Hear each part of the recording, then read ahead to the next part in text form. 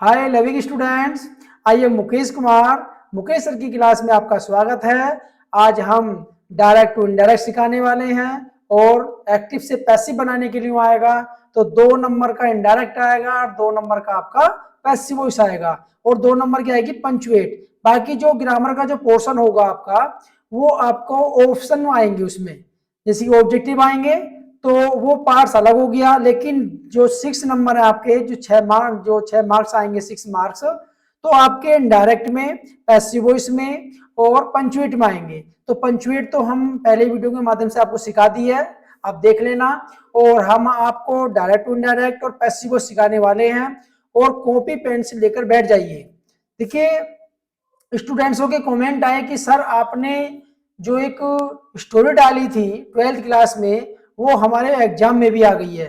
तो उन्होंने हमारे चैनल को सब्सक्राइब भी किया है, लाइक भी किया है, तो मैं उनके बधाई पात्र हूँ। तो लेकिन हम जो है बच्चों को सिखाना चाहते हैं, बच्चों को जड़ से मजबूत कराना चाहते हैं। देखिए, बच्चों की अगर ग्रामर मजबूत है तो समझ लो वो हर चीज में मजबूत है। तो इसलिए जो हम आपको ये चीज सिखाने वाले हैं, बिल्कुल कॉपी पेन से लेकर बैठ जाइए।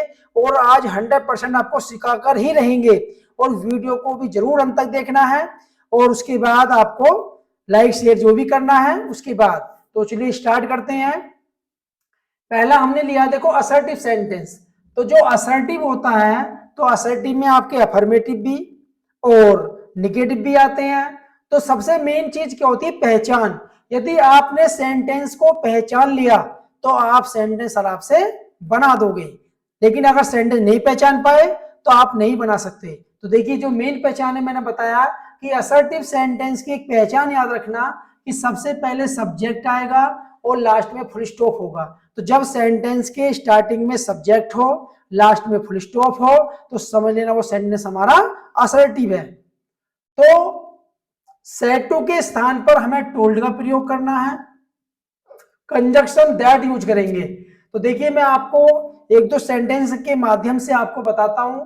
जैसे कि एग्जाम्पल स्टार्ट करते हैं। He said to me, comma inverted comma start, I gave you a pen, मैंने तुम्हें एक पेन दिया यस्टरडे, कल। तो इसी प्रकार ये सेंटेंस है। अब देखिए, जब सेंटेंस आपको आएगा तो आप जब इन्वर्टेड कोमे स्टार्ट होते हैं तो वहां पर देखना कि स्टार्ट हुआ किससे है। तो स्टार्ट किससे हुआ? हमारा सब्जेक्ट से। और लास्ट में क्या आया है?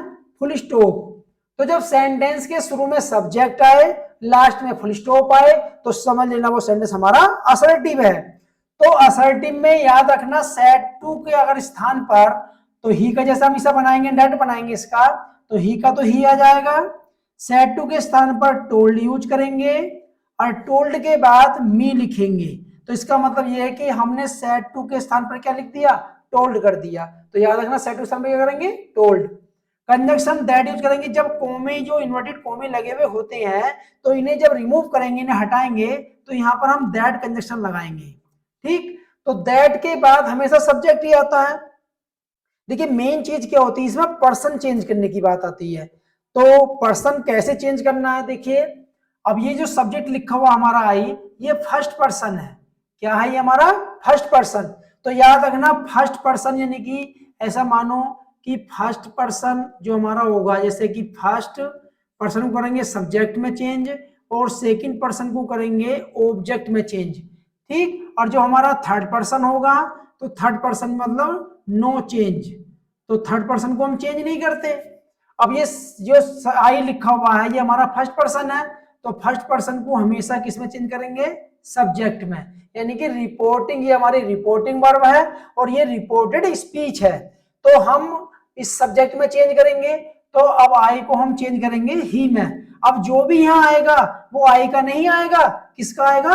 ही का आएगा। अब जैसे कि आई सब्जेक्ट था, तो हमें ही का भी यहां सब्जेक्ट लिखना है। तो ही का सब्जेक्ट क्या होगा? ही का सब्जेक्ट ही होता है। क्यों? क्योंकि आई को हमने कन्वर्ट किस में कर दिया? ही में। तो आई का मतलब खत्म।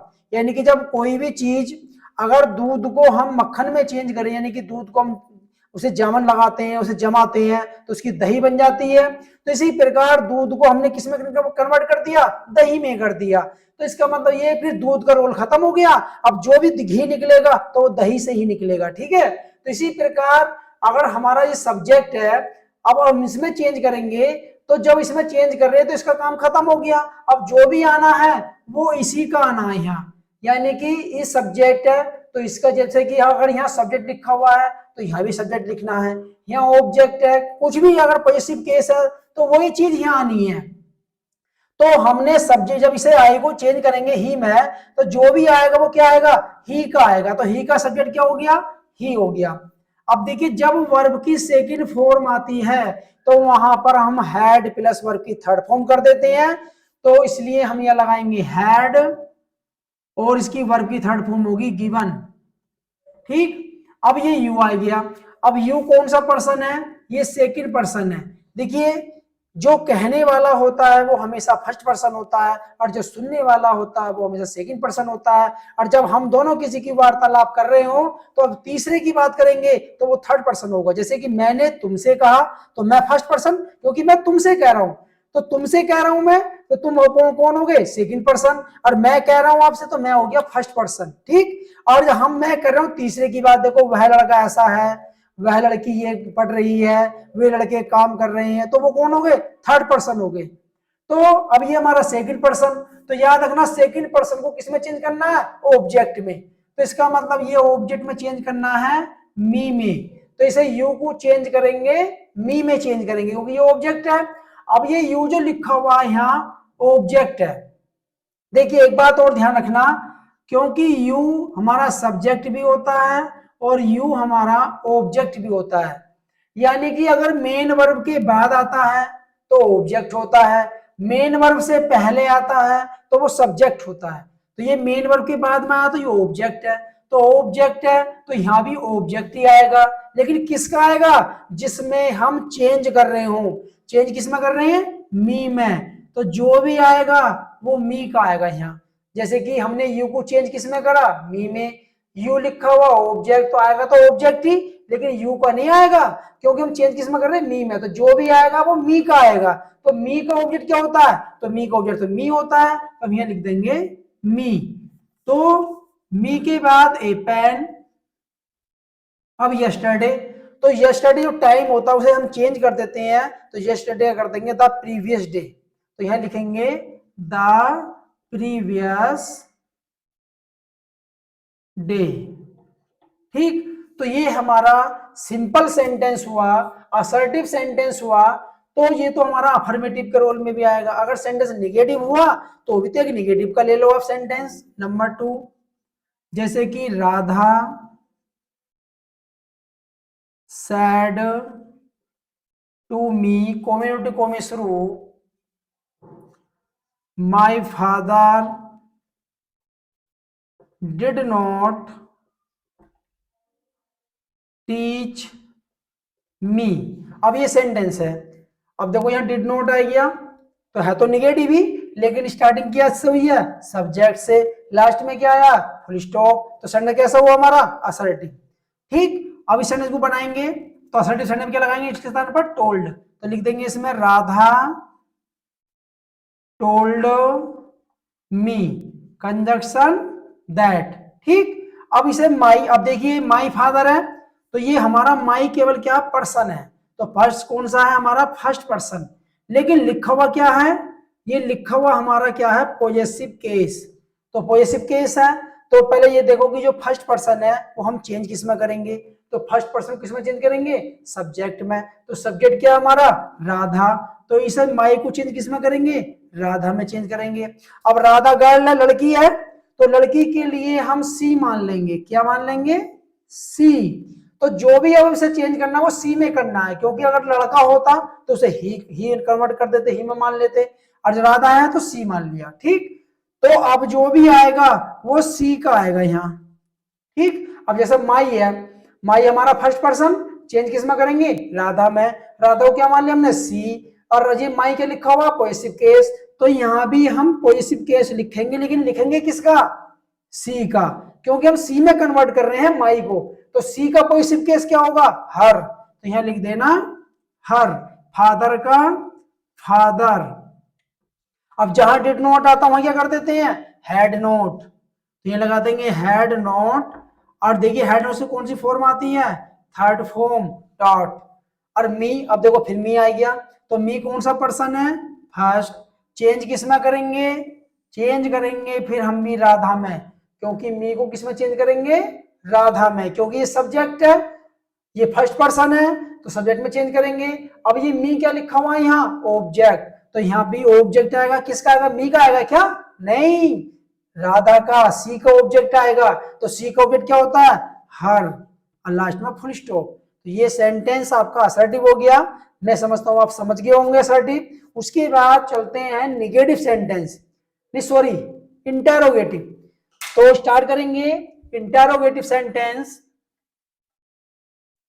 तो इंटेरोगेटिव में बी सेड टू के स्थान पर आस्ट का प्रयोग करते हैं, और उसमें जो कंजक्शन लगाते हैं वो इफ लगाते हैं, तो लिखेंगे इसमें इंटेरोगेटिव।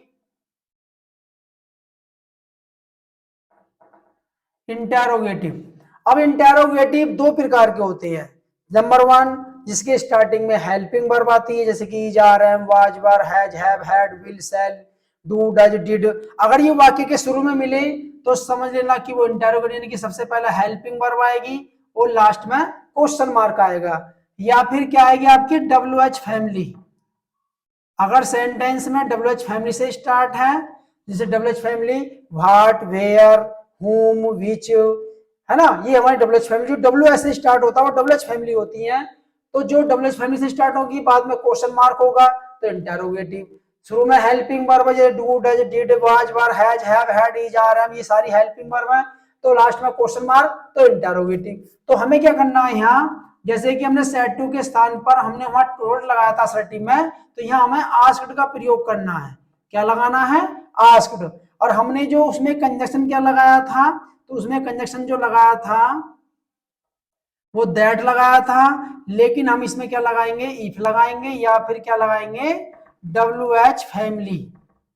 ठीक, तो ये कंजक्शन याद रखना। तो असर्टिव का याद रखना टोल्ड और दैट, इंटेरोगेटिव को याद रखेंगे आस्क्ड, इफ या WH फैमिली। तो देखिए एग्जाम्पल समझिए इसका, जैसे कि लिखा ही said to me, comma inverted comma start, did you help her sister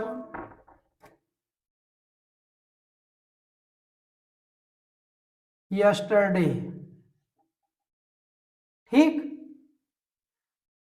उसने मुझसे कहा क्या तुमने उसकी कल, मतलब क्या तुमने उसकी बहन की कल सहायता की थी, या क्या तुमने कल उसकी बहन की सहायता की। ठीक, अब ये सेंटेंस है। अब ये सेंटेंस किससे स्टार्ट हुआ हमारा, हेल्पिंग वर्ब से।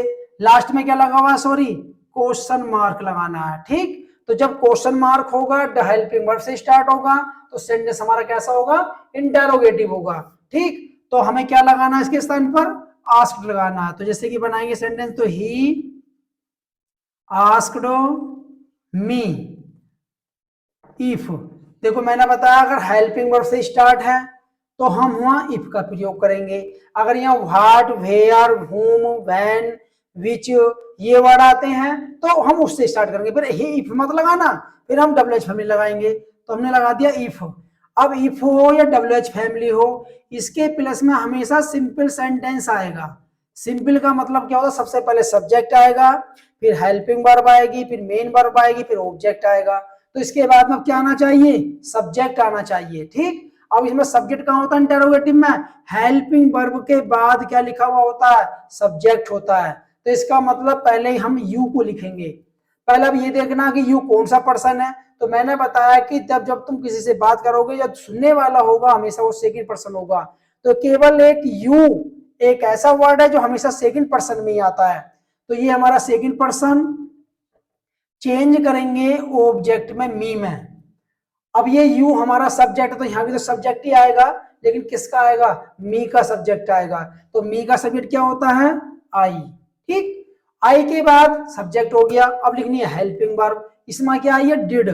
तो जहां डिड आती है वहां हैड प्लस वर्ब की थर्ड फॉर्म कर देते हैं। तो यहां लिखेंगे हैड और वर्ब की थर्ड फॉर्म क्या आएगी, हेल्प्ड। ठीक, अब ये हर देखिए, हर ये क्या लिखा हुआ है हमारा, पर्सन, लेकिन पर्सन कौन सा है, थर्ड। तो थर्ड पर्सन नो चेंज, तो इसका मतलब नो चेंज है, तो हर का हर लिखेंगे। सिस्टर, अब यस्टरडे का लिखेंगे द प्रीवियस डे। ठीक, और बाद में लगाएंगे फुल स्टॉप। कभी क्वेश्चन मार्क लगा दो आप कि इंटेरोगेटिव सेंटेंस है तो क्वेश्चन मार्क लगा दो, नहीं, सेंटेंस जो स्टार्ट हुआ है वो इससे माना जाएगा, क्योंकि ये तो हमारा कंजक्शन लग गया, स्टार्टिंग इससे हुआ है। जब स्टार्टिंग सब्जेक्ट से होगी तो लास्ट में फुल स्टॉप ही आएगा। ठीक, तो एक ले लो डबल एच फैमिली का, जैसे ही said to me, comma inverted कोमे शुरू, which pen did you buy last Monday, question mark. ठीक, अब ये सेंटेंस WH से स्टार्ट हुआ है, तो WH का परिवार, तो हमने इसलिए नाम रखा है इसका WH फैमिली, क्योंकि WH का परिवार है, सब में WH जरूर आएगा, तो WH फैमिली आ गई। ठीक, लास्ट में क्वेश्चन मार्क आ गया, तो सेंटेंस हमारा इंटरोगेटिव हुआ, तो इसके हम क्या लगाएंगे, आस्क्ड। तो ही आस्क्ड मी, कंजक्शन क्या लगाएंगे, विच। अब विच एक ऐसा कंजक्शन है जिसके साथ में नाउन आता है, जैसे चार WH फैमिली हैं, which, whose, how many, how much. तो जैसे कि विच के साथ में क्या आएगा, नाउन आता है, जैसे विच पेन, विच बुक, कौन सा पेन, कौन सी पुस्तक, है ना। अब हुज मीन्स किसका, किसका भाई, हुज ब्रोदर, किसका पेन, हुज पेन, किसकी पुस्तक, हुज बुक, ऐसे जाते हैं। कितने लड़के, हाउ मेनी बॉयज, कितनी लड़कियां, हाउ मेनी गर्ल्स, तो हाउ मेनी के साथ में नाउन आता है। अब फिर आता है आपका हाउ मच, यानी कि हाउ मच क्या आता है, जो अनकाउंटेबल नाउन होते हैं, जैसे कि दूध है, कितना दूध, तो हाउ मच मिल्क, कितनी चीनी, हाउ मच शुगर, इसी प्रकार। तो ये विच के साथ भी नाउन आएगा, पेन।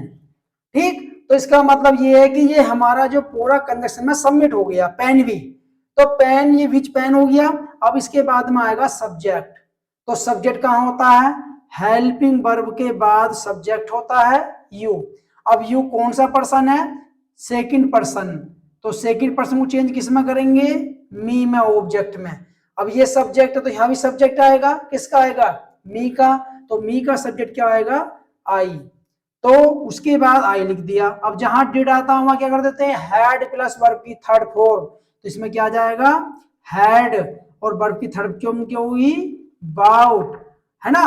उसके बाद में लास्ट, तो लास्ट के लिखेंगे द प्रीवियस, और मंडे का लिख देंगे मंडे, तो ये हो गया द प्रीवियस मंडे। तो इसी प्रकार ये कैसे सेंटेंस में हमारे इंटरोगेटिव। इसके बाद देखिए इंपरेटिव सेंटेंस, आपको 3 तरह के सेंटेंस आ सकते हैं एग्जाम में, बोर्ड में, जो आपको 1 तारीख में पेपर होने वाला है। तो इंपरेटिव आपका भी इंपॉर्टेंट है वैसे पार्ट्स, तो नंबर 3 डालेंगे इंपरेटिव। इंपरेटिव आज्ञा सूचक, इन सेंटेंसों में आज्ञा दी जाती है, ठीक, परमिशन दी जाती है, जैसे कि आज्ञा रिक्वेस्ट करी जाएगी, प्रार्थना ऑर्डर ये करे जाएंगे, इसी प्रकार से बोलते हैं आज्ञा सूचक। अब ये किससे स्टार्ट होते हैं, देखिए ये हमेशा वर्ब की फर्स्ट फॉर्म से स्टार्ट होते हैं और लास्ट में फुल स्टॉप आएगा। ये सेंटेंस हमारे डू नॉट से स्टार्ट होते हैं, लास्ट में फुल स्टॉप आएगा। ये सेंटेंस हमारे नेवर से स्टार्ट होते हैं, लास्ट में फुल स्टॉप आएगा। ये सेंटेंस हमारे लेट से स्टार्ट होते हैं, लास्ट में फुल स्टॉप आएगा। ये सेंटेंस हमारे प्लीज या काइंडली से स्टार्ट होते हैं, लास्ट में फुल स्टॉप आएगा। तो इसी प्रकार अगर सेंटेंस में आपको पहचान लिया कि ये इंपरेटिव सेंटेंस है, तो हमें सेट टू के स्थान पर क्या लगाना है, रिक्वेस्टेड, ऑर्डर्ड और एडवाइज्ड। ठीक, ये तीनों में से लगाने। अगर सेंटेंस में रिक्वेस्ट हो रही तो रिक्वेस्ट का प्रयोग करेंगे, एडवाइज हो रही तो एडवाइज लगाएंगे, ऑर्डर हो रहा है तो ऑर्डर लगाएंगे। ठीक, वो सेंस के अकॉर्डिंग। अब इसमें जो क्या लगाना है, इसमें जो कंजक्शन का जो रूप आएगा वो हमारा आएगा टू। इसमें टू का प्रयोग करेंगे। देखिए सेंटेंस लेते हैं पहले वर्ब की फर्स्ट फॉर्म से, जैसे ही सेड कोमे टू कोमे शुरू गिव मी ए पेन। अब ये सेंटेंस है। ठीक, अब ये गिव जो आएगी मेन वर्ब है, तो ये वर्ब की फर्स्ट फॉर्म से स्टार्ट हुआ है और लास्ट में फुल स्टॉप आ गया, तो उसने कैसा हमारा इंपरेटिव। अब देखिए अगर है कि ही सेड, उसने कहा गिव मी ए पेन, मुझे एक पेन दे दो। जब कोई किसी से वस्तु मांगता है हमेशा उसमें रिक्वेस्ट करी जाती है, क्योंकि रिक्वेस्ट से ही चीज मिलती है, ऑर्डर से नहीं मिलती। अगर आपने ऑर्डर कर दिया कि हाँ ये वस्तु दो, तो नहीं दे सकता भाई।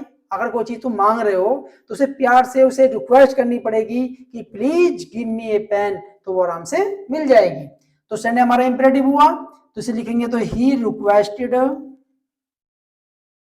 ठीक, उसके बाद में अपनी तरफ से ऑब्जेक्ट यहाँ लगाना चाहते हो तो लगा सकते हैं, मी लगा दो, हर लगा दो, कुछ भी लगा दो। नहीं लगाना चाहते तो मत लगाओ, टू लिख दो यहाँ पर। ठीक, टू के बाद हमेशा वर्ब की फर्स्ट फॉर्म का प्रयोग करना है, यानी कि वर्ब की फर्स्ट फॉर्म आएगी तो गिव हमारी वर्ब की फर्स्ट फॉर्म है, तो गिव लिख देंगे। अब देखो मी आ गया, मी कौन सा पर्सन है, फर्स्ट। चेंज किस में करेंगे, सब्जेक्ट में, ही में करेंगे, तो मी हमारा क्या लिखा हुआ है, ऑब्जेक्ट। तो यहाँ भी क्या आएगा, ऑब्जेक्ट किसका आएगा, ही का। तो ही का ऑब्जेक्ट क्या होता है, हिम ए पेन। उसके बाद नेक्स्ट सेंटेंस, ये सेंटेंस हुआ। उसके बाद नेक्स्ट सेंटेंस देखो,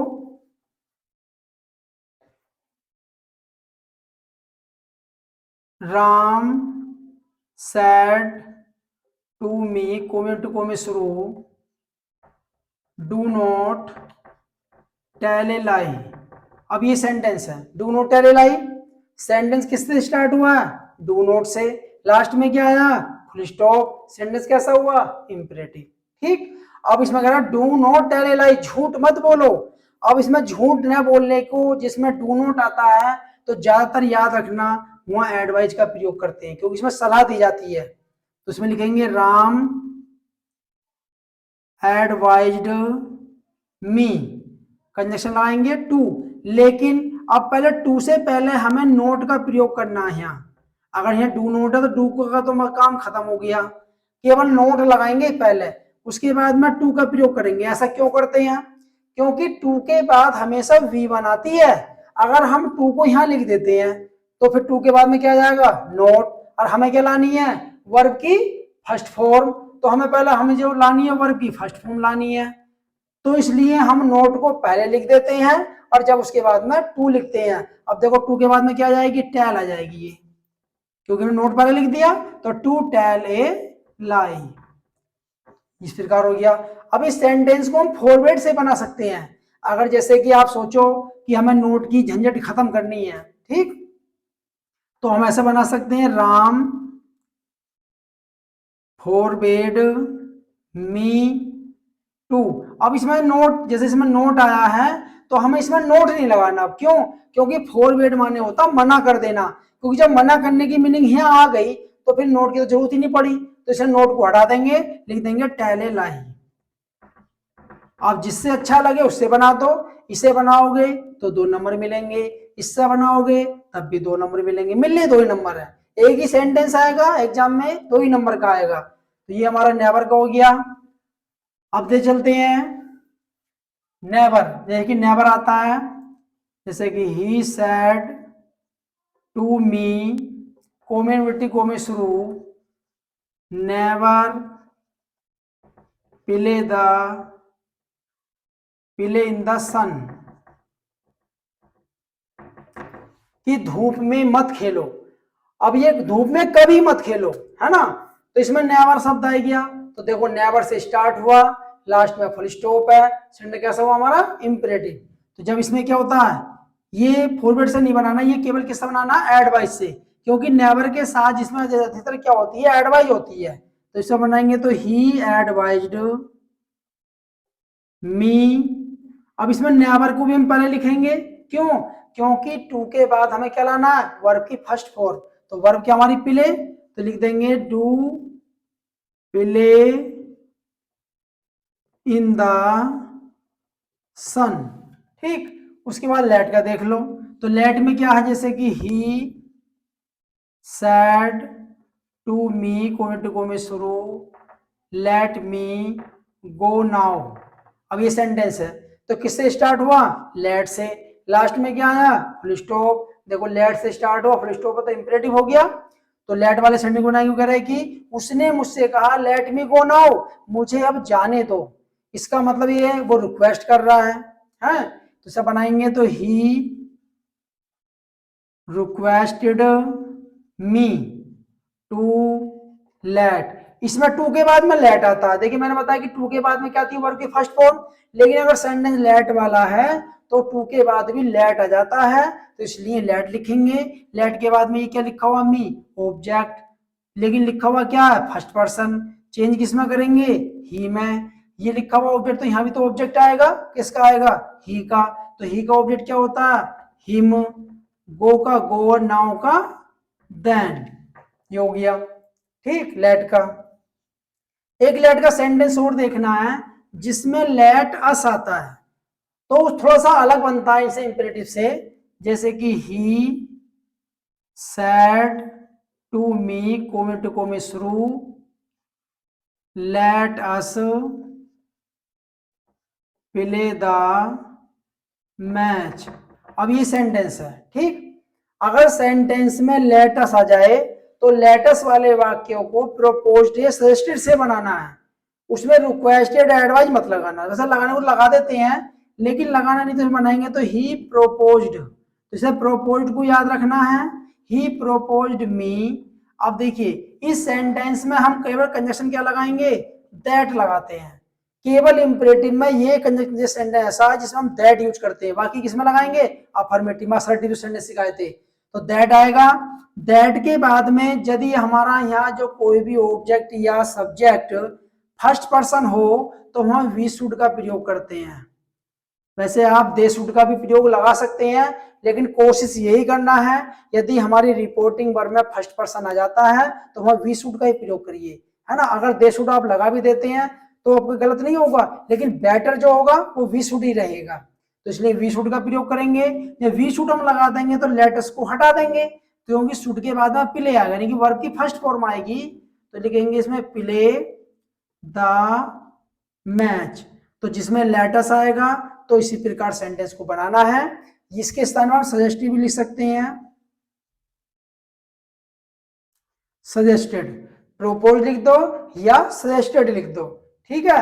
अब सेंटेंस में प्लीज या काइंडली आता है, तो जैसे कि नंबर 2, जैसे कि he said to me comma to comma शुरू, please help me, please help me, कृपया मेरी सहायता करो। तो प्लीज आने पर तो एक काम करना, केवल रिक्वेस्टेड का ही प्रयोग करना है, तो इसे लगा देंगे तो ही requested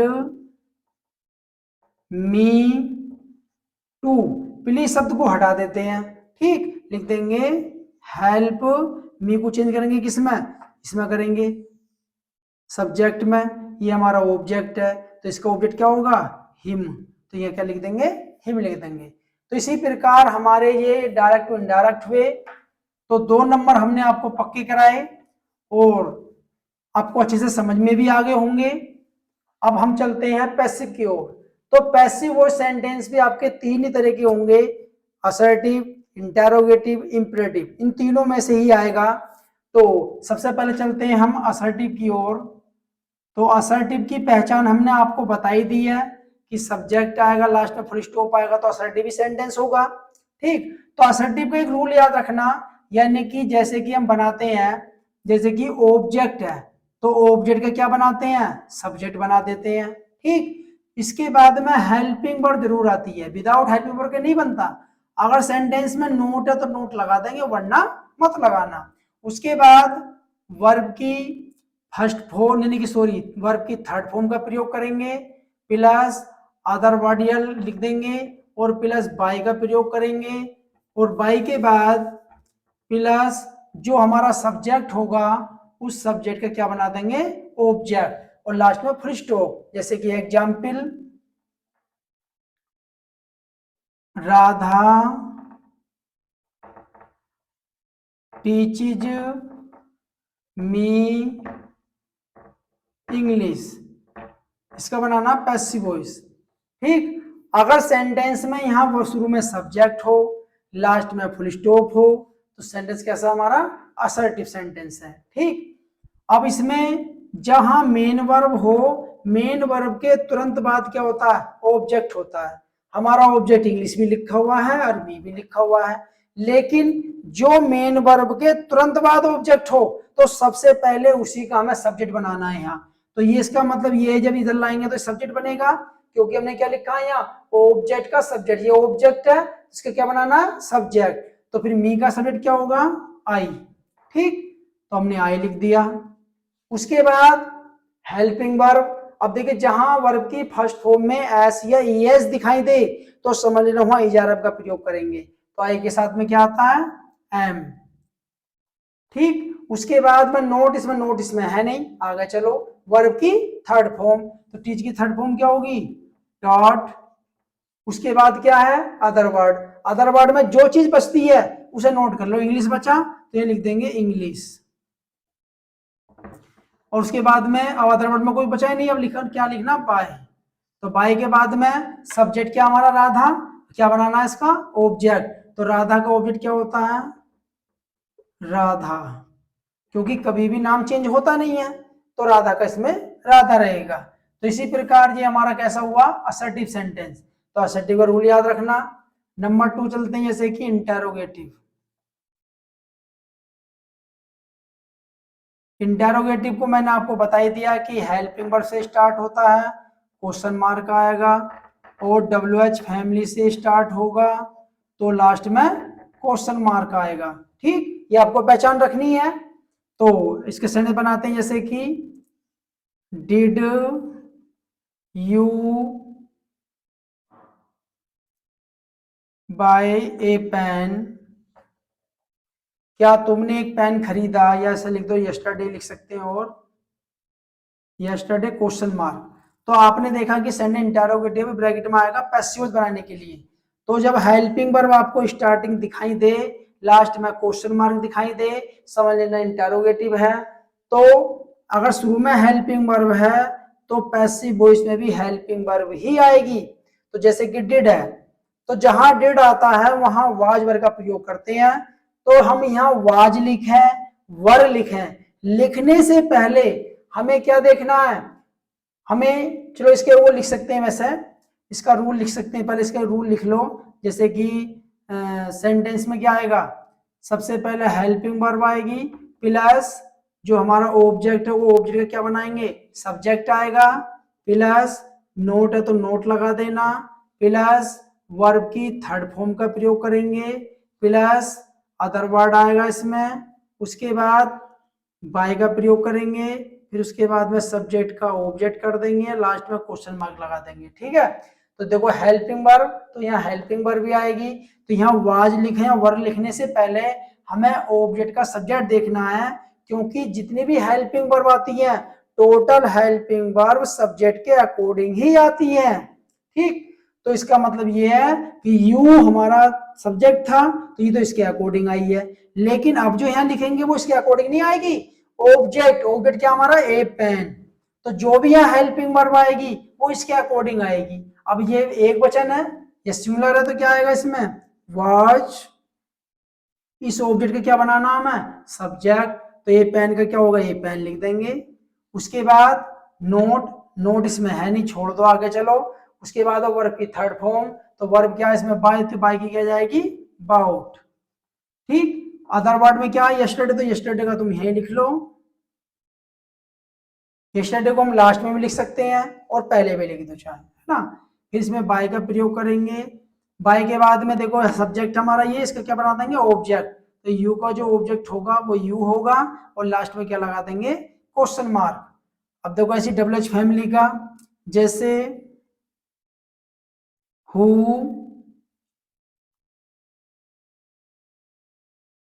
read the book question mark. अब ये सेंटेंस है, हु रीड द बुक, पुस्तक किसने पढ़ी। अब इस सेंटेंस में हु आने पर क्या इसका प्रयोग करते हैं, बाय हुम का प्रयोग करते हैं। ठीक है, बाय हुम लगा देंगे और बाय हुम के बाद में अब हेल्पिंग वर्ब आएगी। अब ये देखो कि हेल्पिंग वर्ब हमें क्या लिखनी है। अब वो किसके, जैसे कि रीड लिखा हुआ है, आप इसे क्या समझोगे, सेकंड फॉर्म या फर्स्ट फॉर्म। तो आपको समझना है कि देखिए फर्स्ट भी रीड होती है, सेकंड भी रीड होती है, थर्ड भी रीड होती है ना।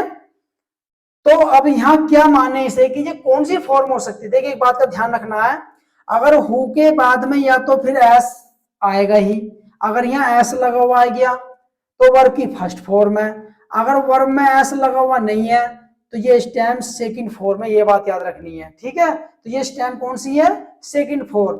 तो किसका प्रयोग करेंगे, वाज वर्ब का। तो ये हमारा जो ऑब्जेक्ट है जो सब्जेक्ट बनकर आएगा वो हमारा सिंगुलर है, तो क्या लगा देंगे वाज। वाज के बाद में लिख देंगे सब्जेक्ट, मतलब ऑब्जेक्ट का सब्जेक्ट करेंगे तो द बुक हो जाएगा यहाँ, द बुक। और रीड की क्या फॉर्म होगी, थर्ड, तो रीड की थर्ड होगी रीड। और लास्ट में क्वेश्चन मार्क लगा देंगे। तो ये हमारा क्या बन गया, पैसिव वॉइस बन गया। क्यों, क्योंकि वाज के साथ में कौन सी फॉर्म आ गई है, थर्ड फॉर्म। तो इसी प्रकार डब्ल्यू एच फैमिली का हुआ। अगर डब्ल्यू एच फैमिली का तो डब्ल्यू एच फैमिली लिखनी है आपको, है ना। तो स्टार्टिंग इस प्रकार करनी है। तो ये हमारा इंटेरोगेटिव हुआ, असर्टिव हुआ।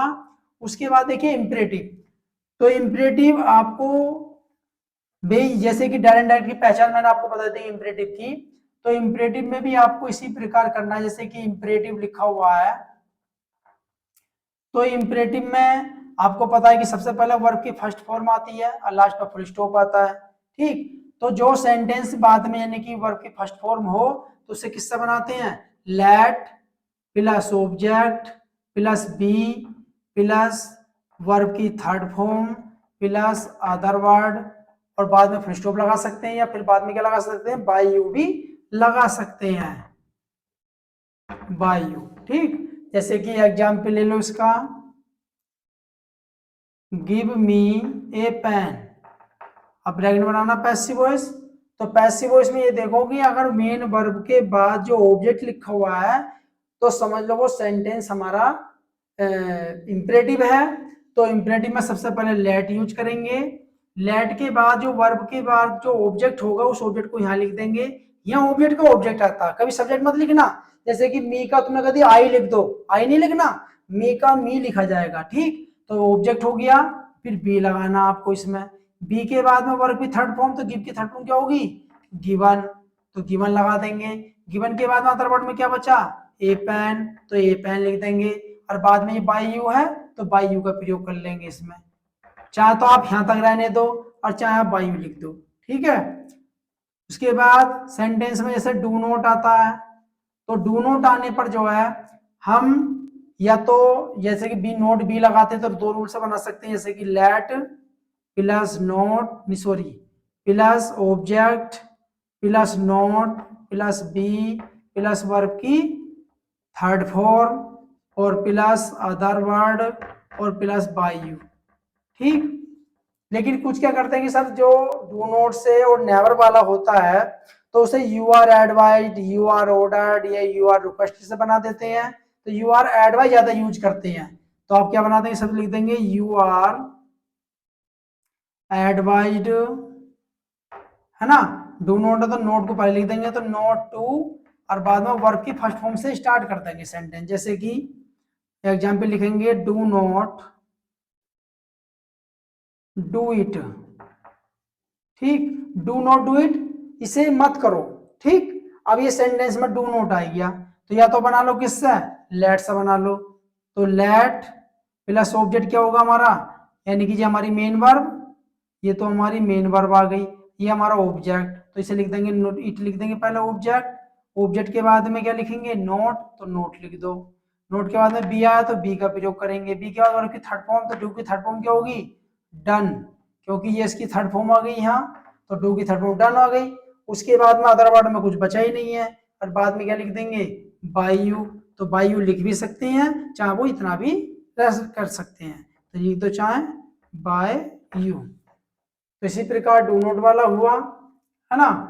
अगर सेंटेंस में जैसे नेवर आता तो नेवर को भी इस टाइप में बनाएंगे। इसे बनाना चाह सकते हैं तो ये बना सकते हैं। अगर डू नॉट वाला सेंटेंस था तो you are advised not to do it, इस प्रकार बना सकते हैं। जैसे कि अब सेंटेंस नेवर का ले लेते हैं एक सेंटेंस, जैसे कि never never tell a lie. अब इसका बनाएंगे पैसिव वॉइस, तो नेवर टेल ए लाई, कभी झूठ मत बोलो। अब बताइए इसमें रिक्वेस्ट हो रही है, मतलब एडवाइज हो रही है या ऑर्डर हो रहा, तो क्या हो रहा, एडवाइज हो रही है, सलाह दी जा रही है कि झूठ कभी मत बोलो। इसे बनाएंगे तो यू आर एडवाइज्ड, अब यह लिख देंगे पहले नेवर, और नेवर के बाद में टू, क्योंकि टू के बाद मैंने आपको इनडायरेक्ट में बताया था कि टू के बाद में क्या आती है, वर्ब की फर्स्ट फॉर्म आती है। तो इसी प्रकार क्या लिखेंगे, टेल ए लाई। इसी प्रकार ये सेंटेंस हुआ, नेवर का सेंटेंस, डू नॉट का सेंटेंस हो गया, वर्ब की फर्स्ट फॉर्म वाला हो गया, है ना। सेंटेंस में अगर प्लीज आता है, जैसे कि प्लीज हेल्प मी, तो कैसा बनाएंगे, तो you are requested to help me, इस प्रकार बनाना सेंटेंस, ठीक है। तो ये हो गया हमारा प्लीज वाला।